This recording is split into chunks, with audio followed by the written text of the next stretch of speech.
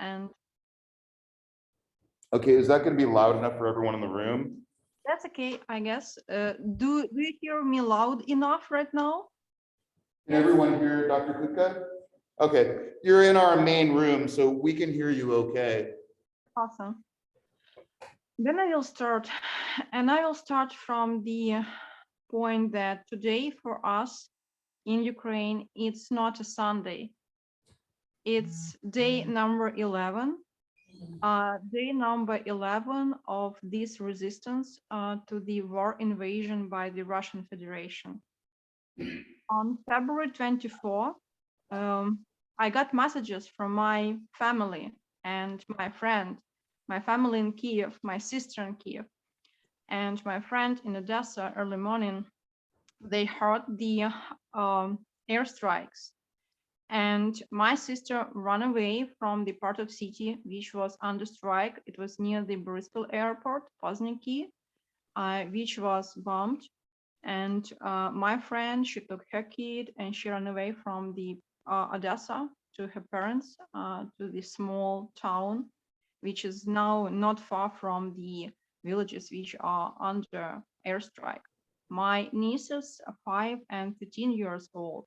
Week before that, they were sent for vacations to the most western part of Ukraine.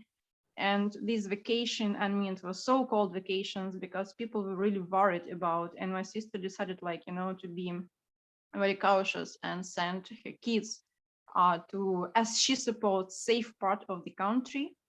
And the same day when strikes were around the Ukraine, on the airport in this western part of Ukraine, in Ivano-Frankivsk, also was bombed. And I remember this because when I saw this in news, I called my sister right away, and she was on a call trying to figure out if her kids were in the city and what's going on, or they were able to put them into the mountain where they had, like, this small mountain house, which now is like overpacked with other people and relatives who ran away from all parts of Ukraine.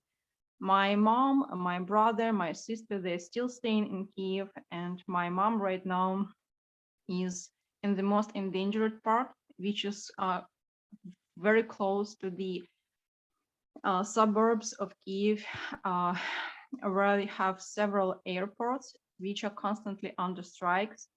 And I should say that when I'm connecting with them, it feels like, their perception of reality actually changed. Because I remember how I was talking to my sister, like, what's going on? I saw all this news here. I'm so worried. She was, calm down. The airstrikes was 3 hours ago. Just like, don't bother me. I have like to figure out a lot of other stuff right now. All is fine, and so on. And same story with my mom and my brother. They kind of, when I'm asking, is it quiet there? Well, yeah, it's quiet. We are not bombed. Relax. Yes, we hear, like, these explosions and so on. Not that far, but just like it's. But go drink coffee, drink tea, like, and try like to figure out what to do, because we don't need you to be extra worried.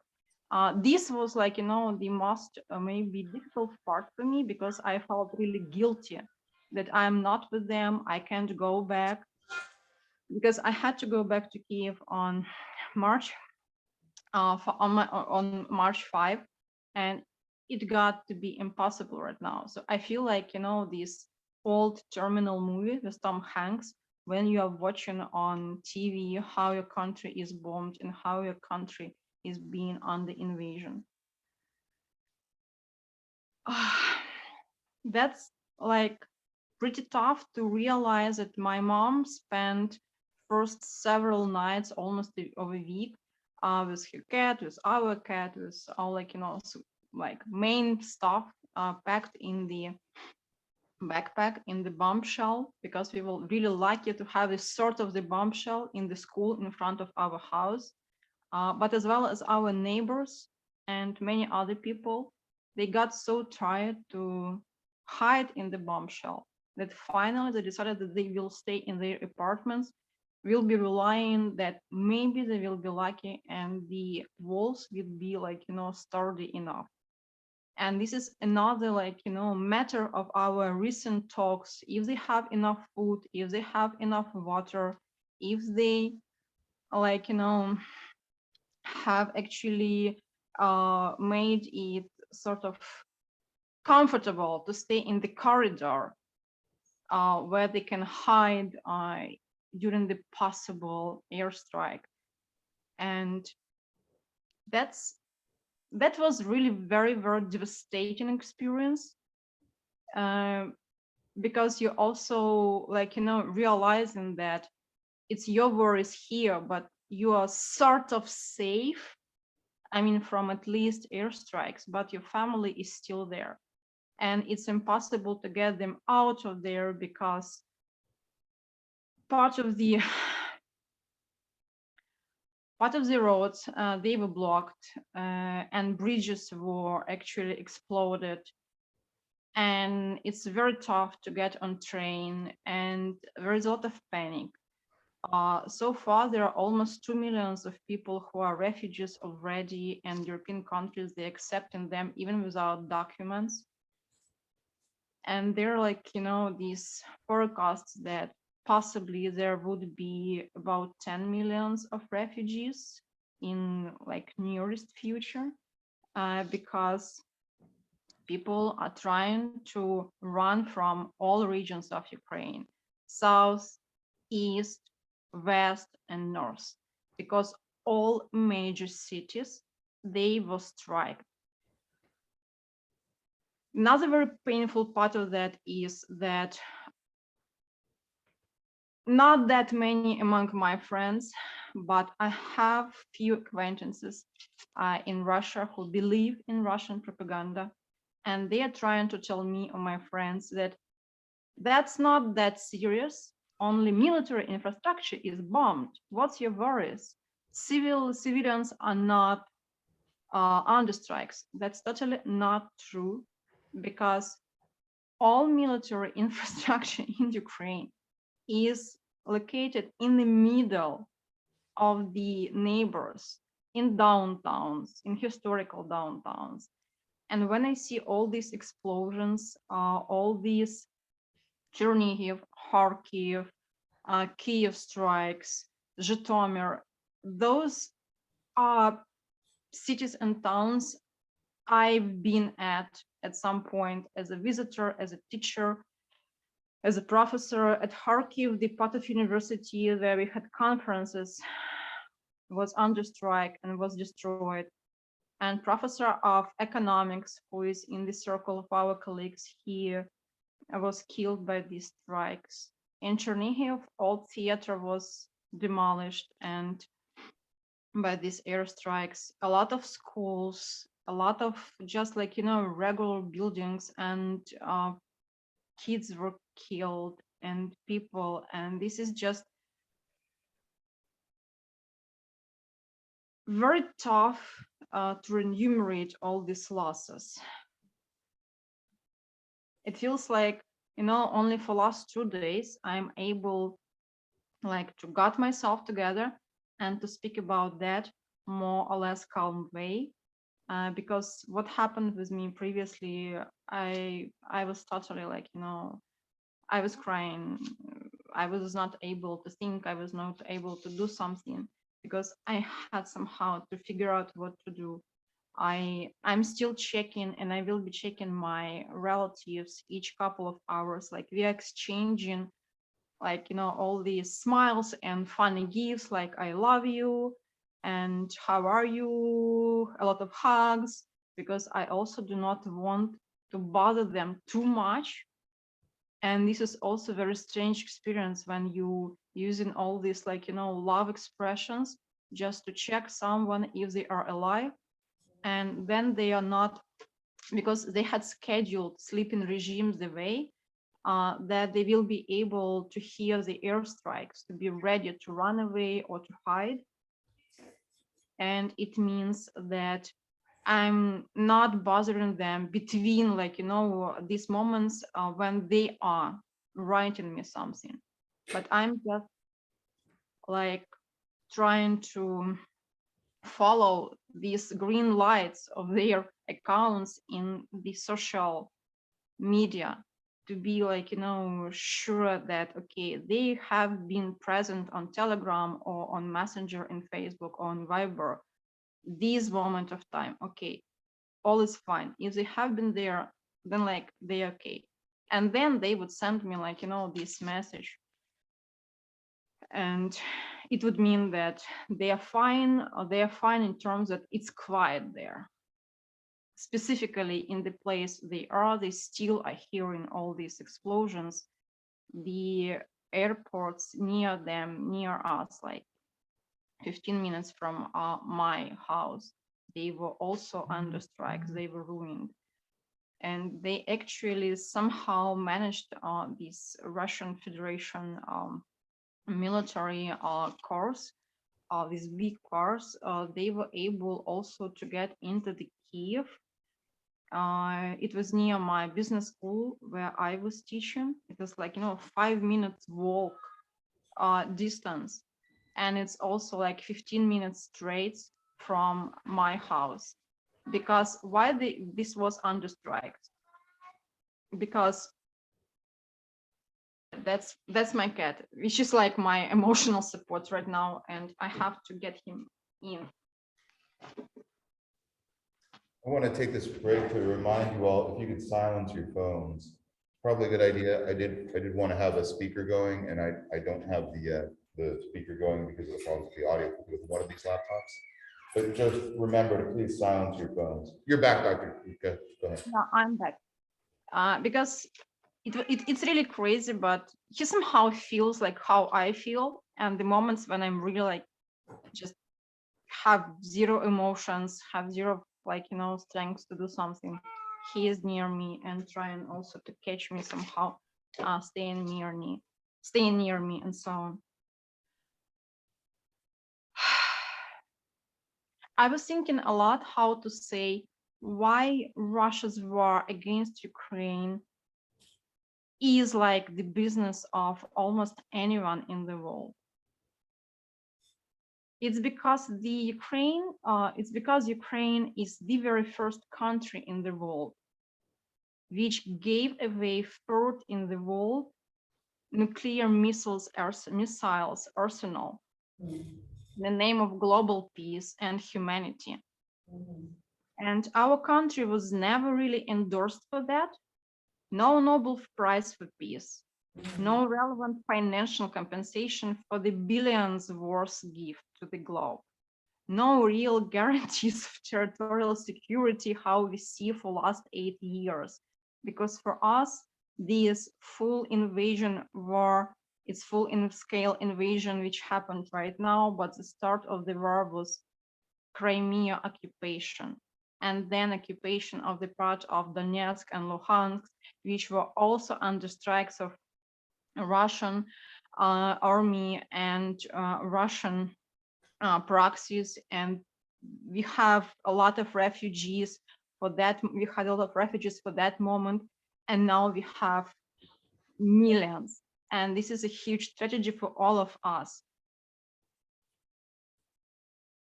Now, what happened now? 2 nuclear power plants are under control of Russian military forces. Chernobyl station and Zaporizhia station, and they're trying to get the third one. Ukraine have 15 nuclear power plants. Like we have a lot of them. And Zaporizhia, it's like 6 Chernobyls if something would happen. First, they had this fire there, and then they occupied this nuclear plant. And technically, nobody knows what may happen, because it's like, it's like nobody really believed, really trusted that Kyiv would be ever under airstrikes. It was just unbelievable, unimaginable, because last time it happened during the Second World War. what is next consequence of what happens right now? Southern and eastern regions of Ukraine, which are under attack, they are also the source of the food actually for Ukraine. It's like vegetables, fruits, and bread. Because right now it's a springtime and people are literally trying to figure out if they can to put any seeds into the ground. Like my friend, for example, from Odessa region, she has this grape vineyard, and she can do nothing because it's impossible to get any gas, and nobody knows what will happen like next several days. And it means that in a longer term perspective, it also will cause huge humanitarian catastrophe in Ukraine. And I can feel it right now, how it would feel, not only because our country survived Holodomor, this great famine in 30s, and then in 40s after war, but because of my very recent experience when my brother told me that volunteers from their church brought him some additional food, some canned food, so that they would be able, like, to spend more time at home because stores are obviously closed. And what is it they have? They like stored all water in all possible bottles, in bathroom, to be prepared to what could happen. And when I'm thinking about that in numbers of millions of people, I understand that this is a huge humanitarian catastrophe which can wait country. So altogether we have this very vague situation with nuclear power plants, with energy, with totally broken infrastructure. Because Russian Federation Army, they are reporting that 2,000 plus of objects of military infrastructure have been destroyed, which technically means that they had at least 2,000 plus airstrikes over different towns, cities, and villages, where we had different electrical stations, some military, centers of our own army, because they're telling that we had NATO, and that NATO is the reason why that they had this invasion, which is a totally a full-scale lie. NATO do not want us to be in NATO. They clearly stated they do not want to provide us even with the no-fly zone over our sky. Because Russia, they said that they would treat this as the war announcement from those countries which are in NATO. So right now we are in front of Russia being alone. We have a lot of support as a military support, but not the most important part of it, to have the no-fly zone. Whereas a lot of pressure we are trying to put on the American congressmen here and in Canada and in other countries, because right now it's not about the good relationships of NATO countries with Russia. It's about hundreds and thousands of lives of people. It's about the nuclear safety. It's about the prevention of the greater humanitarian catastrophe. Because could you imagine that right now the projections are 10 million people will leave Ukraine. And all Ukraine is about 40 millions of people. And if 10 millions of people will leave, it's also a catastrophe. But with continuation of all what's going on and its consequences, even more people will try to leave country. Schools, theaters, universities, colleges, houses, hospitals, airports, they were destroyed. And this is just difficult to believe into that, but when you're seeing all that, it's so insane that it feels like you are in a very, very, very bad movie. Some people can still believe it's none of their business, but the reality is that is a business of almost anyone for whom such words as peace, humanity are not like, an empty sound.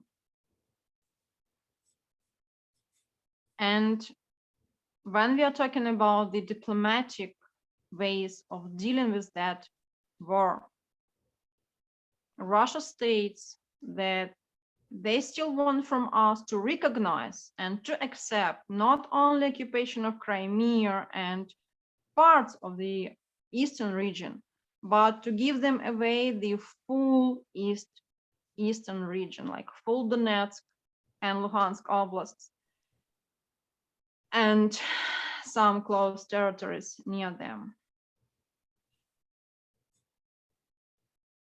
What we ask for, what we could do, what you could do, maybe to push your politicians in your districts to provide no-fly zone with NATO support for Ukraine, to put pressure on President Biden, to put pressure on your congressmen, on your senators.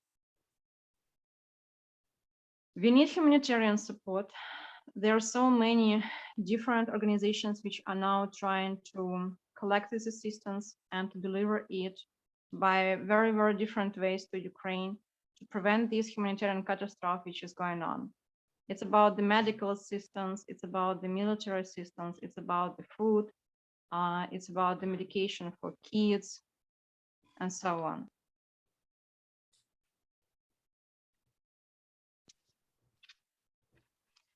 And we will need also to support and to push further sanctions against Russia, to stop business with companies of Russian Federation and in Russian Federation, to stop hate speech against Ukraine, which is a peaceful country, which never invaded any other territory, which is not ours. We lost 8 million of people in Second World War, and we are losing our lives again. It's our own war against fascism of Russian Federation government. And we are fighting for our freedom again. And we're asking you to stand with Ukraine, to provide you help and assistance,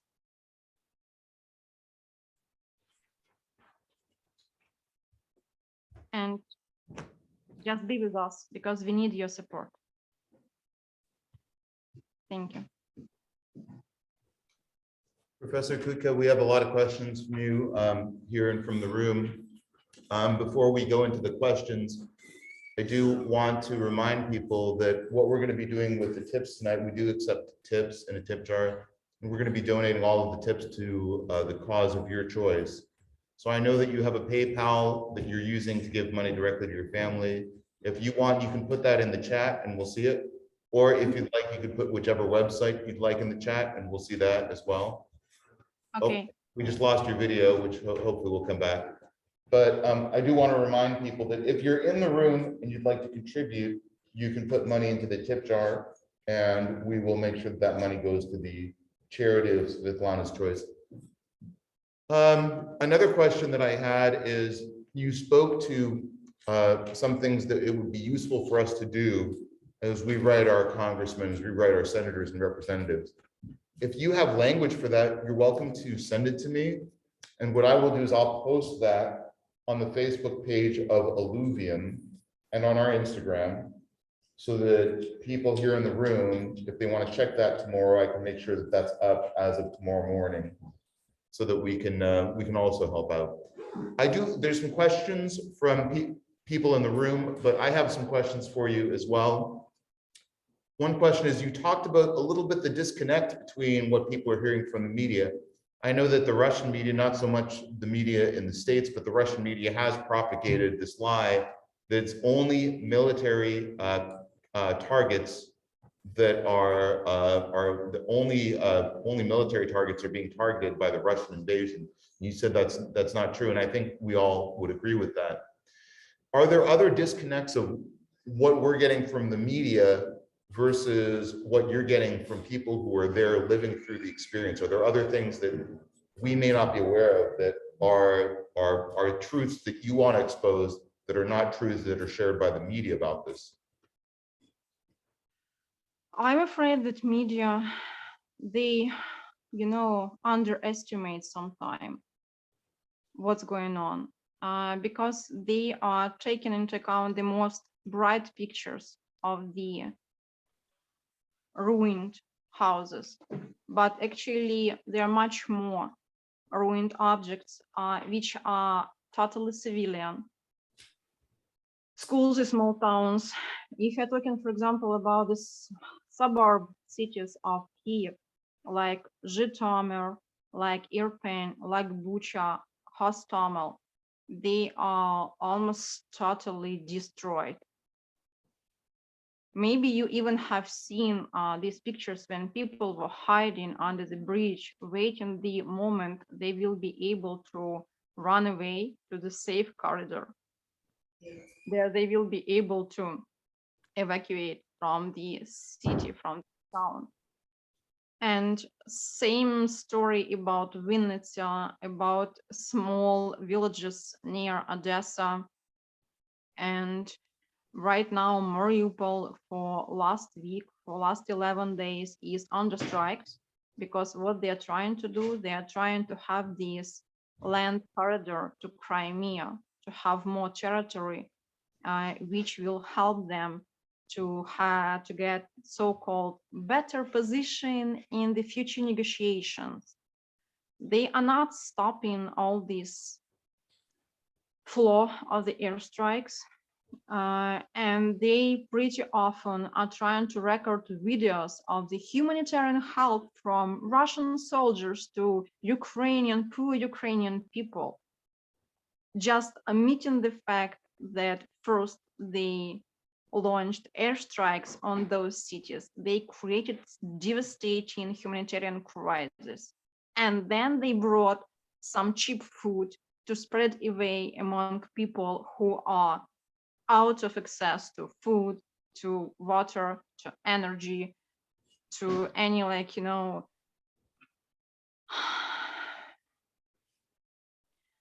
it just, there's so many totally untruthful facts, and it's really very difficult even to watch Russian news, because I have to watch them to be aware what they are saying, because they're saying it so calm way, like these are just lives of people who doesn't matter.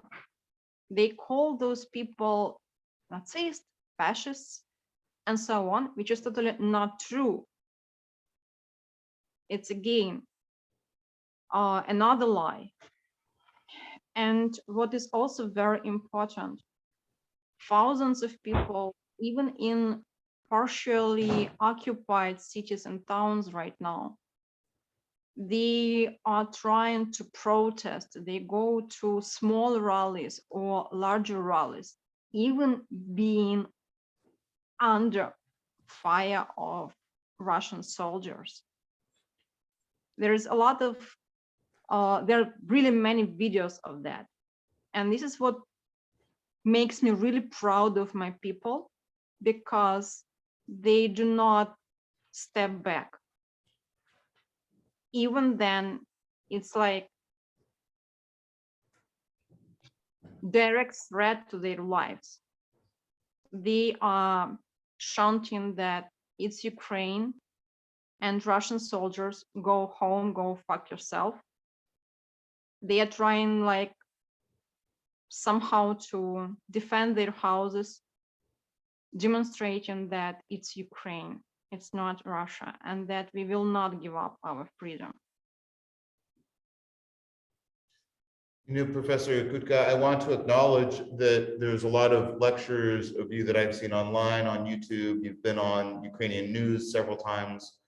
This is definitely for those people in the room who have seen your lectures before, or have seen you speak before. This is definitely a different side of you that we're seeing, because we understand that this is such an emotional time for you. And I want to acknowledge and thank you for powering through what you're going through to connect with us today. It really does mean a lot to me.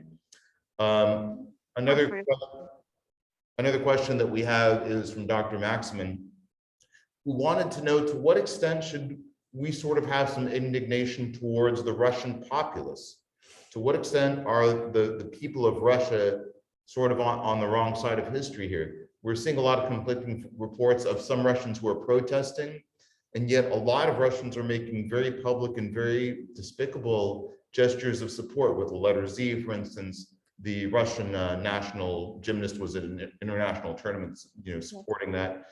So This is a very painful question too, because even after 8 years of war, and now we somehow try to believe that people in Russia would be very compassionate.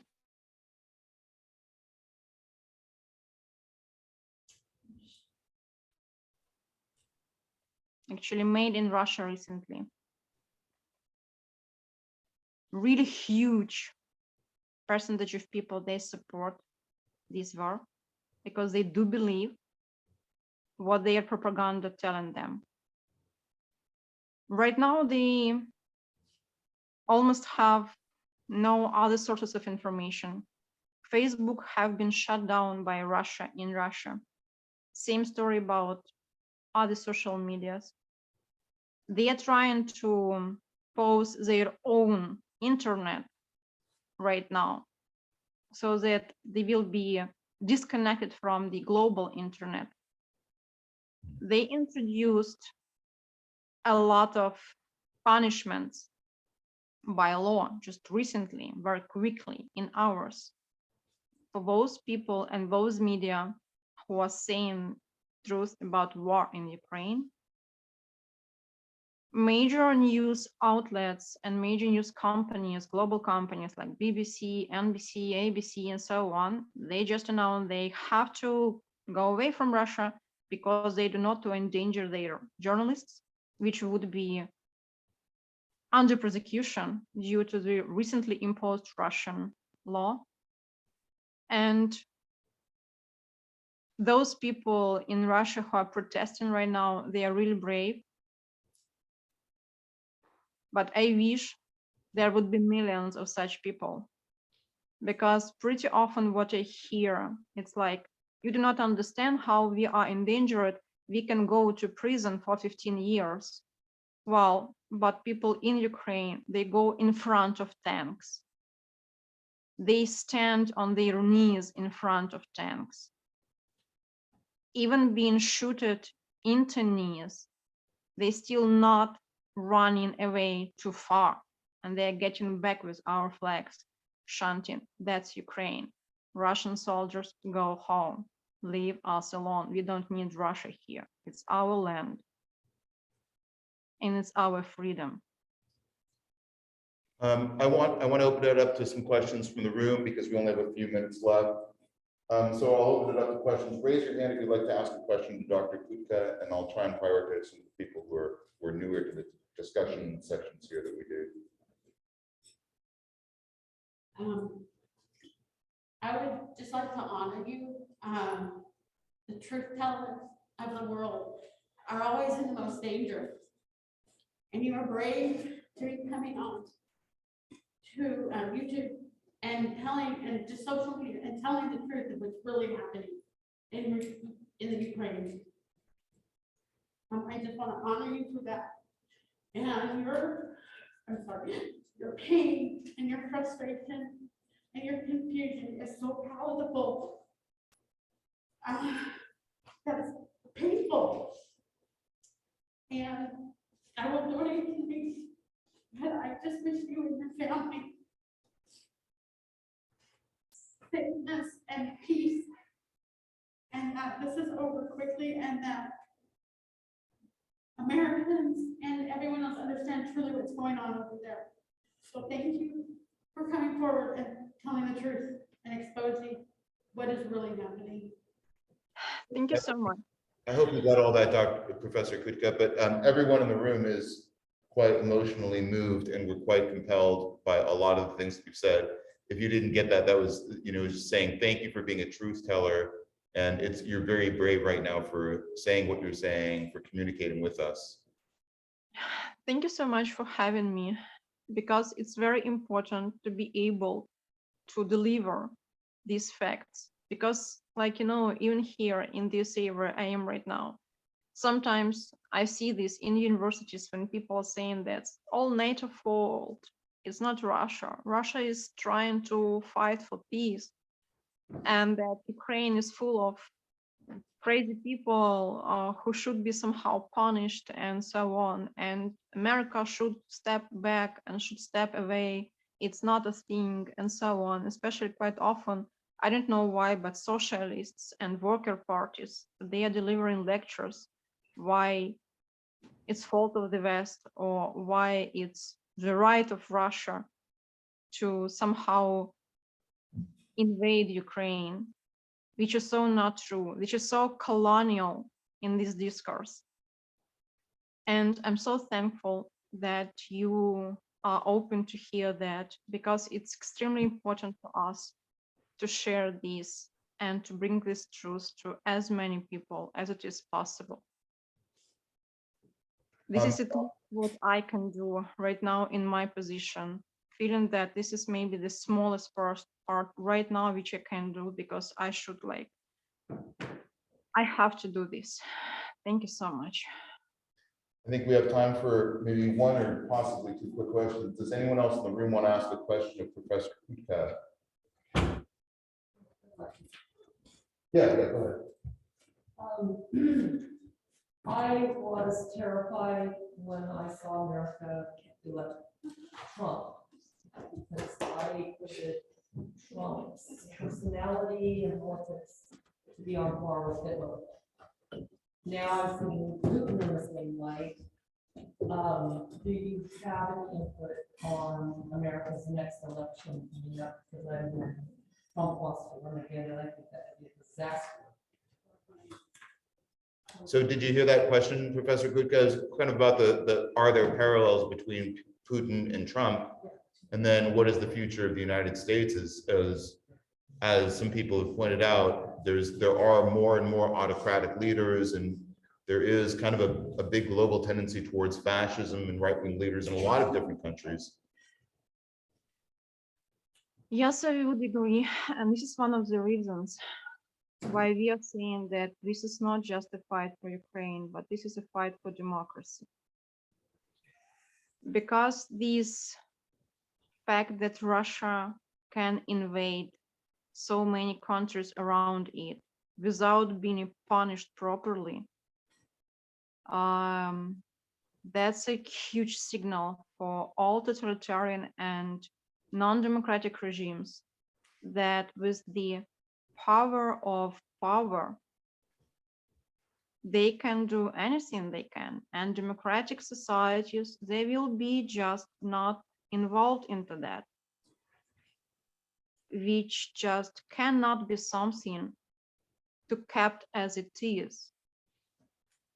Because otherwise, what was the point to give away all our nuclear missiles if technically it means that in result, nobody is open to step in and to fight for us or to give us any guarantees of security?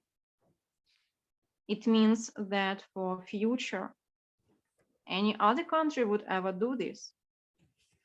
And people in Ukraine would feel like they were fooled. whilst Russia and Belarus, because Belarus is also taking part into all that, they recently rejected to stay. Belarus, they kind of rejected to be non-nuclear country anymore, which means that Russia would put their missiles there in Belarus. And what is next? Trump, I mean,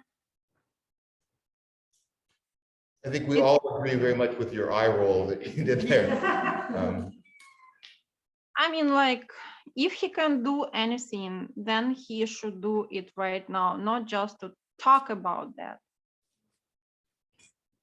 But I don't really think he will be able to do anything, because it seems like Putin is so occupied with his absolutely crazy vision of history, which has nothing in common with reality, because technically, again, that's a long story. There's a long story about the Ukrainian history and how Russia is generated from Ukraine and so on, because there is this proverb, Kyiv is the mother of Russian cities. This is just crazy. And unfortunately, right now, it seems that Western democracies, they are still not very open to step into that fight more directly than just with sanctions. And pretty often they are even trying to start these talks that if Russia will just put their army back, pull out from Ukraine, the sanctions would be lifted. Seriously. And what is next? We will be forgot for next years, as it happened in previous 8 years, when 14,000 of people in total died of this war, which was started by Putin. I believe that it's not only about these politicians' agency. I do believe that right now it's about the agency of each of us. What we can do, some small steps, which all together may create this huge ocean of pressure and clear statement that it's impossible in 21st century to live with this so medieval mind and trying to kill people instead of building some peaceful life on this very beautiful globe. We're almost out of time, and I just have one more quick question, because I do want to end on something a little more positive. A lot of people are extolling the virtues of local community and neighborhood-based efforts in the resistance of Ukraine against the Russian invasion. Do you have any insights on that? We feel like, and a lot of stories that we're seeing in the media are stories of people who are resisting on a very, very local level and who are doing very grassroots efforts of resistance. Is that something that is true? Is that something that you're seeing a lot of? That's something your family is seeing a lot of? Yes, this is true.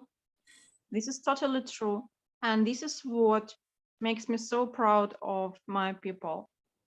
Because, being a scientist who studied a lot of protests and war, you would believe that, well, if people would be under direct fire or endangered by the grenades or machine gun fires, they would just run away. Like in Russia, let's be honest, like in Russia, they said we are endangered, we will be beaten or we'll be in prison. But in Ukraine, people don't do this. They do not step back. They could run away a bit, because there was several videos when people were shooting directly in in legs.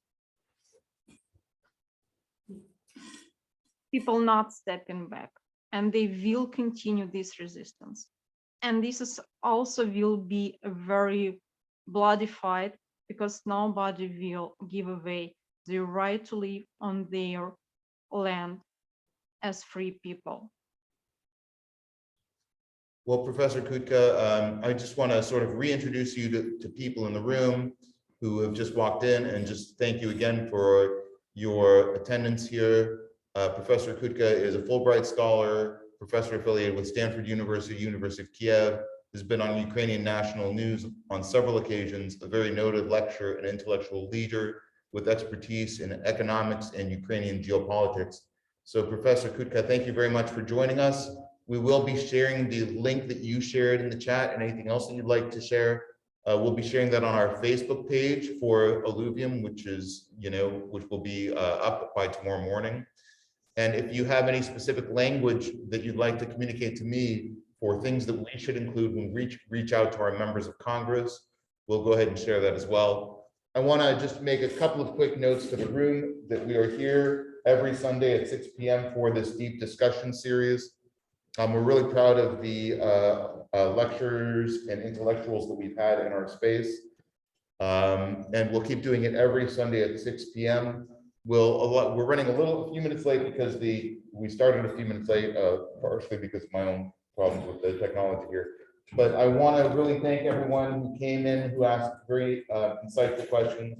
I want to thank everyone who has moved to some very emotional reactions by someone who's obviously experiencing a lot of personal and family trauma right now. And we would just want to let you know on behalf of everyone in the room, our thoughts, our prayers, our deepest positive emotions are directed towards you and your family right now. And we pray for peace, but we also pray for a just resolution to this conflict as soon as possible. So thank you very much. I'd like everyone in the room to please join me in giving a big round of applause. Thank you so much, and please spread the word. It's very important for us. Thank you.